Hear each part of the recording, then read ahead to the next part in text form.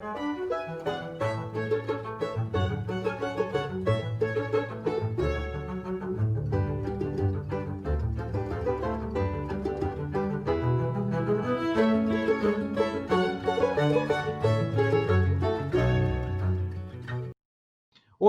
esse é mais um Atitude TCA Entrevista. Nós vamos conversar hoje sobre a pandemia, mas não com médico, não com infectologista, vamos conversar com alguém que é também um controlador externo, alguém que trabalha num Tribunal de Contas, no caso, no centro da pandemia no Brasil, que é a cidade de São Paulo.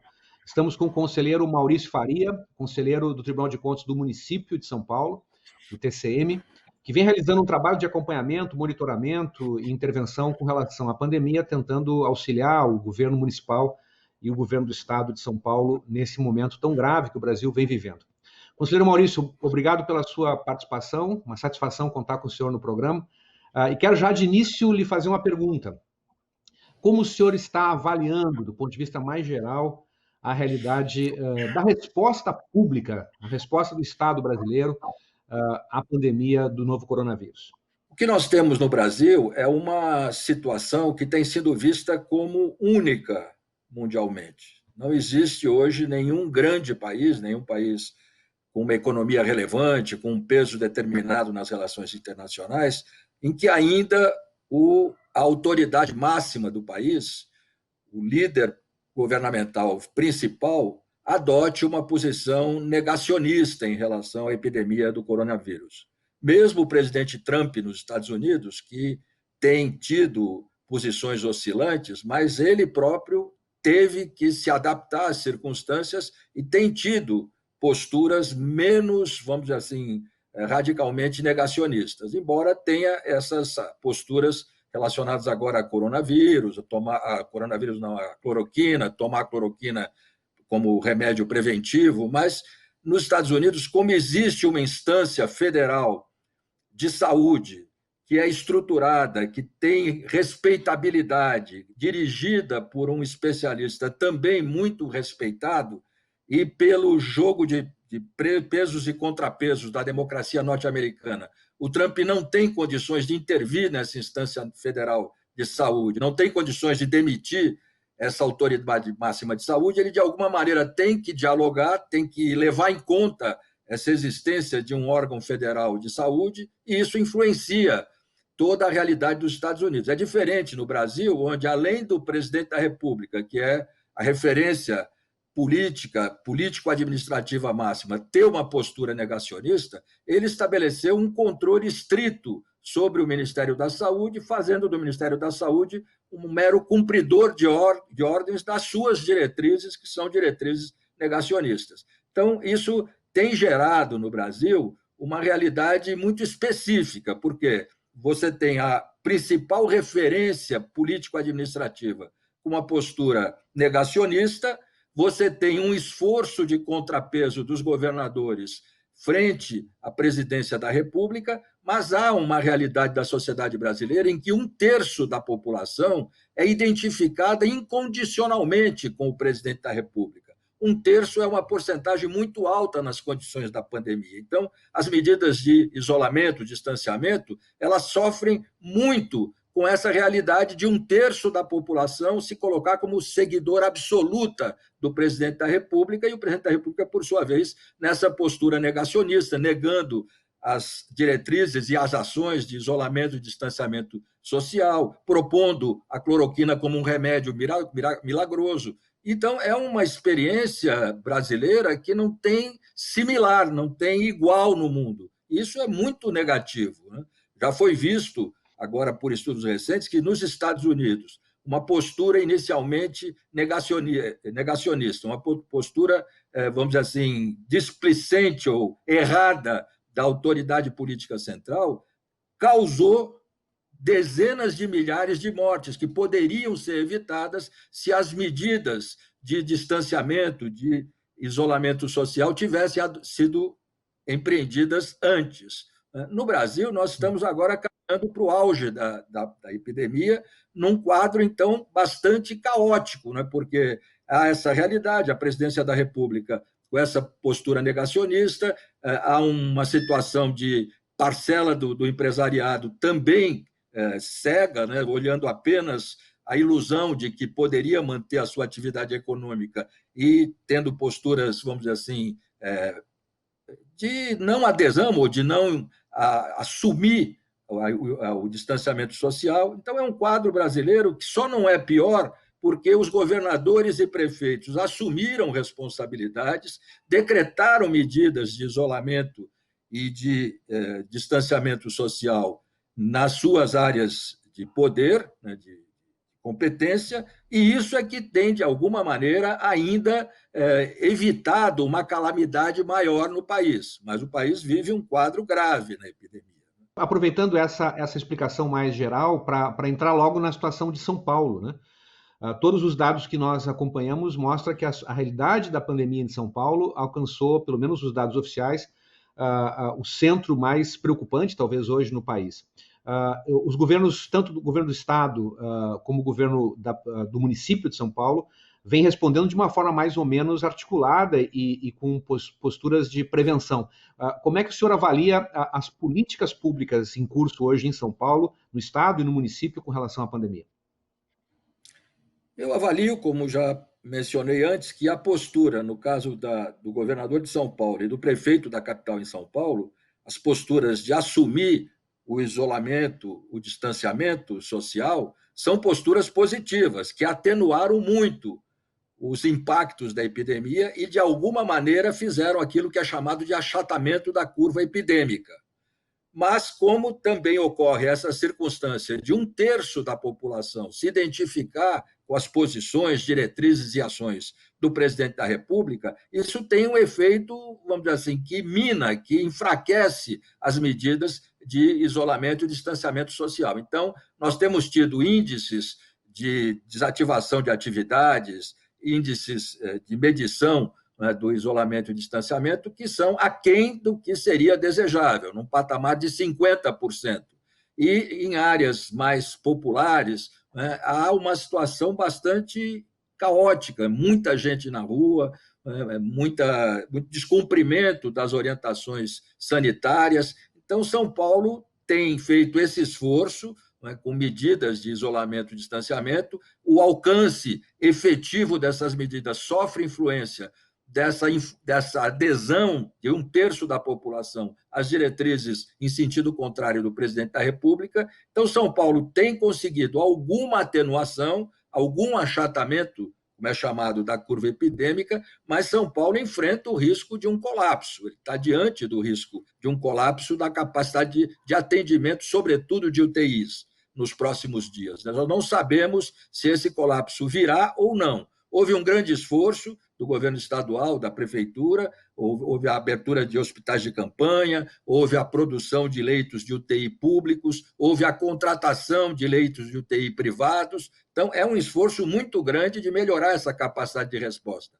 Mas nós estamos numa faixa de risco, ou seja, é possível, apesar desses esforços, é possível que ocorra um colapso da capacidade de resposta, sobretudo das UTIs.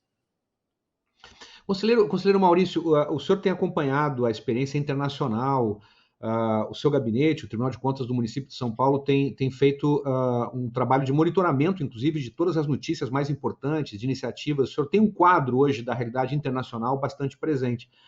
Nós vemos que no mundo inteiro há experiências exitosas, experiências que foram ruins, né? Algumas mais ou menos, mas há certamente algumas lições para se tirar já dessa experiência internacional. Na sua opinião, por conta desse acompanhamento que o senhor tem feito, quais são essas experiências, essas lições, digamos, que nós podemos já apontar a respeito da experiência internacional no combate à pandemia? Aparentemente, há duas questões chaves nos países que obtiveram resultados melhores. Primeiro, lidar desde o início com as fronteiras. A percepção que hoje parece óbvia, mas que não foi isso que foi captado de início por muitos países, de que o vírus vinha de fora, vinha do exterior, portado por viajantes. Então, os países que fizeram um controle estrito do ingresso de viajantes, tanto os seus viajantes nacionais como os viajantes estrangeiros, que fizeram a checagem na entrada do país desses viajantes, e fizeram a testagem desses viajantes que ingressavam, e, a partir da testagem, fizeram o rastreamento da sequência de contatos familiares, pessoais, profissionais. A outra medida fundamental foi exatamente o isolamento e distanciamento social. Alguns países, junto com essa atitude de controle estrito do ingresso no país de viajantes, adotaram precocemente o isolamento e distanciamento social, mas imposto com muito rigor, inclusive, em muitos casos, com o uso do poder de polícia.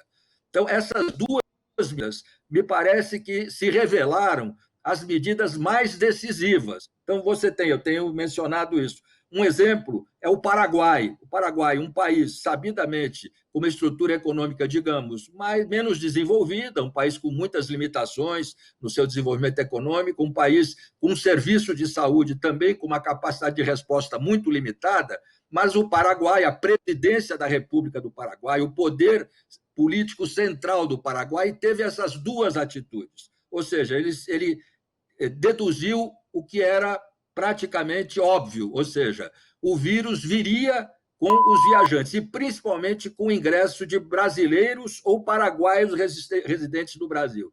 Como é um país de poucos fluxos de turismo, de viagens, eles fecharam de uma maneira muito estrita as suas fronteiras e estabeleceram o lockdown imediatamente, rapidamente, precocemente. E, com isso, o Paraguai, com todas essas características de um país, digamos, menos desenvolvido, ele está tendo um resultado na epidemia, na pandemia, muito positivo. É um número muito baixo relativamente do que são chamados os casos e um número também muito baixo de óbitos. Então, a experiência paraguaia talvez seja aquela mais que evidencia melhor a importância dessas duas medidas decisivas. Nós temos, de outro lado, países com uma estrutura de saúde, uma estrutura hospitalar bem composta, é o caso, por exemplo, do Reino Unido, mas nos erros iniciais do Reino Unido, do governo do Boris Johnson, de ter subestimado a epidemia, ter adotado até inicialmente posturas com um viés negacionista, o Reino Unido teve um impacto muito grande da epidemia e um número de mortes bastante grande, né? Temos também aquela comparação da experiência sueca no mesmo sentido. A Suécia também, tendo tido uma atitude, digamos assim, de subestimação das medidas de isolamento e distanciamento social, o que é chamado de um distanciamento brando ou frouxo, a Suécia está tendo um número de mortes muito maior, em termos de comparação, mortes-população, do que os seus vizinhos dos países nórdicos, que adotaram aquelas duas medidas fundamentais: controle estrito do ingresso de pessoas do exterior e lockdown, vamos dizer assim, suspensão da atividade econômica. E o que está interessante, no caso da comparação da Suécia com os países vizinhos, é que o impacto econômico, a recessão na Suécia, ela está no mesmo patamar que a recessão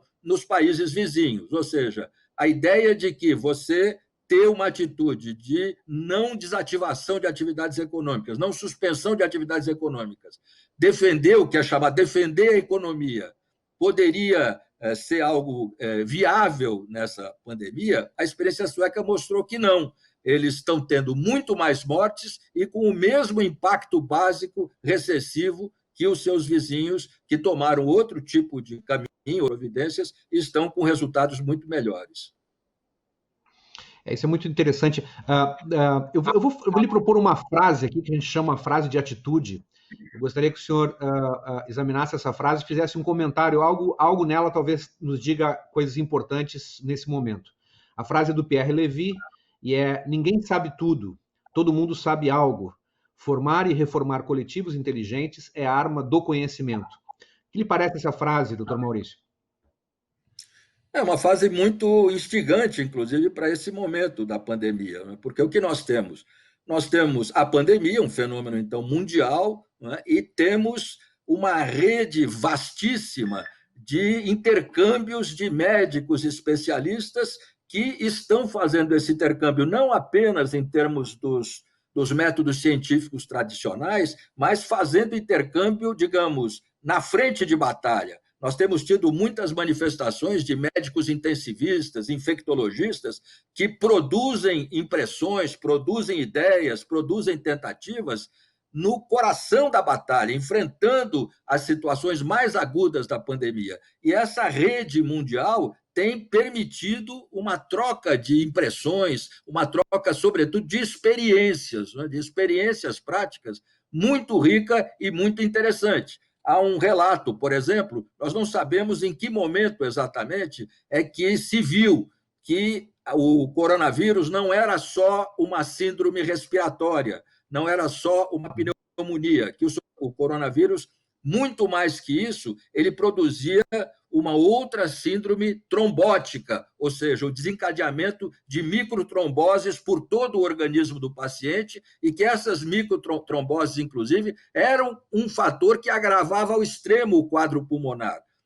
Uma das possibilidades de descoberta disso foi que, no norte da Itália, em Bérgamo, no Hospital João 23, a diretriz do hospital, da cúpula do hospital, era: não façam autópsia porque não vai servir para nada. Todos sabem do que é que os pacientes estão morrendo de pneumonia. Apesar disso, alguns anatomopatologistas desse Hospital João 23 resolveram fazer autópsia. Fazendo as autópsias, eles verificaram nos corpos das vítimas de coronavírus essa alteração exatamente do quadro circulatório, né, das microtromboses espalhadas em todo o organismo, e essas microtromboses produzem dano cerebral, produzem infarto, produzem colapso renal, ou seja, há indícios de que o elemento mais letal da doença, no seu estágio grave, é esse processo de uma síndrome trombótica, bastante aguda, bastante caótica no organismo dos pacientes. A partir, então, dessas autópsias do norte da Itália e de outras observações de outros médicos percebendo esse segundo elemento da doença, foi surgindo mundialmente, então, esse intercâmbio de experiências e de conhecimento, e hoje os protocolos mais evoluídos para tratar a doença já incluem a heparina, que é exatamente uma doença, um medicamento, melhor dizendo, para tratar coagulação sanguínea, é um anticoagulante. A heparina passou a ser parte do protocolo. Isso mostra, quer dizer, que a construção do conhecimento se faz em rede hoje, né, envolvendo milhares e milhares de médicos na frente de batalha, milhares e milhares de cientistas, de pesquisadores, formando, então, essa corrente, né, de intercâmbios, e que isso é que vai, vamos dizer assim, destacando, vai revelando os mistérios, porque uma das questões dessa doença é que ela tem uma dimensão misteriosa, né? Ela não é ainda inteiramente conhecida. Por exemplo, há analistas que ainda apontam que não há uma certeza absoluta da possibilidade de vacina. O vírus aparentemente tem poucas mutações, portanto, a probabilidade de vacina é alta, mas é uma probabilidade alta e não uma certeza. É possível, no campo de uma probabilidade não dominante, que existe uma situação de se tratar essa doença, de ter uma convivência com essa doença, como aquela que se faz com o HIV, ou seja, tratando sintomas, controlando a doença como doença crônica. O que mostra que o próprio conhecimento da doença, ou seja, da infecção de coronavírus, ainda não é completo. E isso é um processo que está muito dinâmico, é um turbilhão de ciências, é um turbilhão de troca de ideias, de impressões, de práticas mundialmente. Isso vai formando um conhecimento que engloba o conhecimento científico com os métodos tradicionais, mas que também tem uma base empírica, né, que é aquela medicina de guerra, né? Muito desse conhecimento vem dessa medicina de guerra, daqueles que atuaram e atuam nas frentes de batalha mais agudas da epidemia, em Nova York, na Espanha, na Itália, que foram os médicos, então, percebendo aspectos do vírus e da doença, que só pouco a pouco é que foram sendo desvendados e ainda não estão inteiramente desvendados. Por exemplo, não se sabe como será o futuro da epidemia. O dado que se tem é que o número de pessoas infectadas e, portanto, com anticorpos é um número pequeno relativamente. As pesquisas de amostragem populacional indicam que variaria de 5 a 10%, ou seja, 90%, ou que seja, 85% das populações ainda estão, vamos dizer assim, sujeitas à contaminação, sujeitas à doença. É um número muito alto isso. Então, isso mostra o seguinte, que mesmo essas experiências que estão em andamento de reabertura da atividade econômica, elas estão tendo que lidar com essa margem de risco muito grande. Alguns entendem que essa doença poderá ter outros surtos e que o desafio seria moderar os surtos da doença, mas que esses surtos continuariam até o advento da vacina, se a vacina realmente confirmar a hipótese mais provável de que ela seja viável. Mas, então, o que é chamado de nova normalidade, que é essa discussão de como se apresenta a realidade dos países depois do surgimento do coronavírus, é algo muito complexo. É muito complexo. Nós tivemos agora na Coreia, a Coreia tinha a situação da doença, da virose sob controle, reabriu atividades econômicas, mas identificou um surto da doença em Seul, num bairro boêmio, nas casas noturnas de um bairro boêmio de Seul, e aí as autoridades tiveram que agir rapidamente para controlar essa possibilidade de um novo surto da doença que tivesse uma escala maior, né? Então, essa questão de surtos intermitentes, essa questão de moderar surtos, é outra característica que esse intercâmbio mundial de práticas, de vivências dos médicos, dos especialistas, é que vai desvendando pouco a pouco. Sim. A respeito disso ainda, no tempo que nos resta no programa, doutor Maurício, eu queria lhe ouvir muito sobre o tema da preparação do Estado brasileiro, do poder público brasileiro, para enfrentar situações dessa complexidade que o senhor acabou de mencionar. Não é só o tema da pandemia, mas todos os grandes desafios do Brasil. Vamos pensar, por exemplo, na educação pública, vamos pensar na segurança pública. São também desafios muito complexos, históricos, né? E que talvez não tenham recebido até hoje do Estado brasileiro a devida atenção. A minha pergunta é: o Estado brasileiro está preparado para enfrentar esse tipo de questão, de desafio? E se não está, como nós poderíamos pensar uma reformulação desse Estado para que ele pudesse dar as respostas devidas? Bem, o Estado brasileiro ele estava com determinados aspectos de despreparo, mas ele hoje, quer dizer, na medida em que a figura central do Estado, que é o presidente da República, tem esse comportamento, um comportamento bastante, vamos dizer assim, dispersivo e bastante negativo, isso atrofia, inclusive, a pauta e o debate no Brasil. Nós ainda estamos discutindo a necessidade ou não do distanciamento social, que é algo que mundialmente já está solucionado até nos Estados Unidos, com toda aquela conduta errática do Trump. Então, e essa discussão sobre distanciamento social, eu insisto, sofre uma influência impactante daquele 1/3 da população que segue de uma maneira absoluta, de uma maneira cega, incondicional, o presidente da República. Então, a pauta do Brasil ela está atrofiada, inclusive essa captação de notícias internacionais mostra isso. Mas há desafios. Por exemplo, o Brasil ficou consciente de que ele, como um país que tem uma estrutura industrial, ele precisa ter uma indústria própria de equipamentos e insumos de saúde. Isso tinha sido muito enfraquecido no parque industrial brasileiro. E, com isso, quando vem a pandemia, a epidemia, o Brasil se vê dependente das importações de equipamentos e insumos, sobretudo da China, que, por sua vez, a China sofre a pressão da demanda do mundo todo. Então, a necessidade de estruturar uma indústria brasileira de equipamentos e insumos de saúde, de ter no Brasil uma política, né, uma política de Estado para exatamente lidar com epidemias, que é o que a Coreia ensinou ao mundo. A Coreia, como tinha lidado com epidemias viróticas anteriores, a SARS, a MERS, essas epidemias anteriores, a Coreia criou uma estrutura de saúde voltada especificamente para a prevenção e para a preparação visando epidemias. Então, o desempenho da Coreia está ligado a uma vivência dura anterior dela e à providência de criar uma estrutura no Estado para analisar, prevenir, planejar eventos de epidemia. O Brasil teria que fazer isso. No caso da educação, por exemplo, nós estamos vendo o seguinte: o ensino privado se adaptou rapidamente, até porque ele tinha que legitimar os seus serviços, visando manter os alunos vinculados, que pagassem as mensalidades.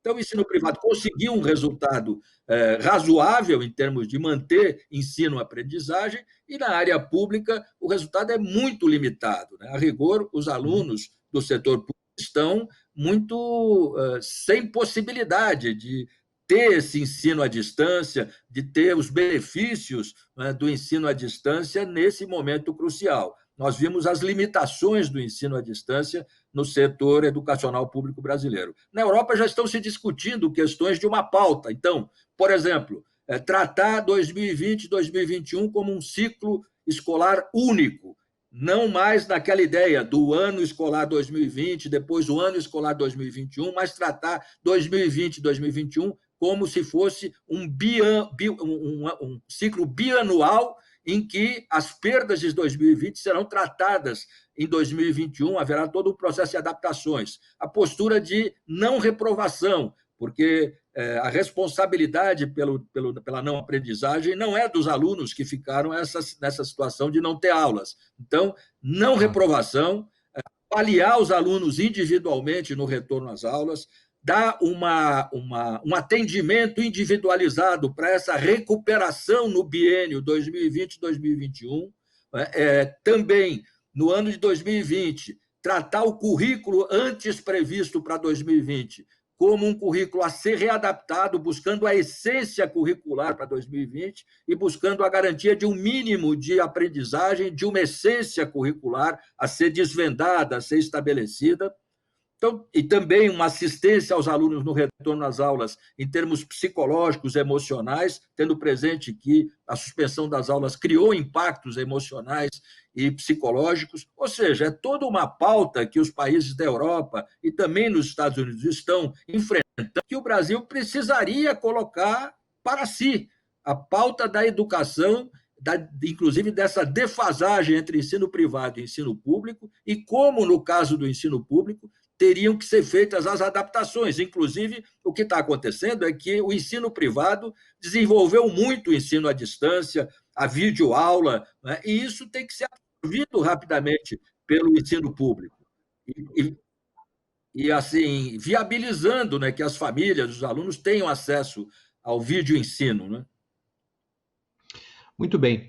Doutor Maurício, eu gostaria de continuar conversando, porque os temas são tantos e são tão instigantes, né? Mas o nosso tempo, infelizmente, terminou.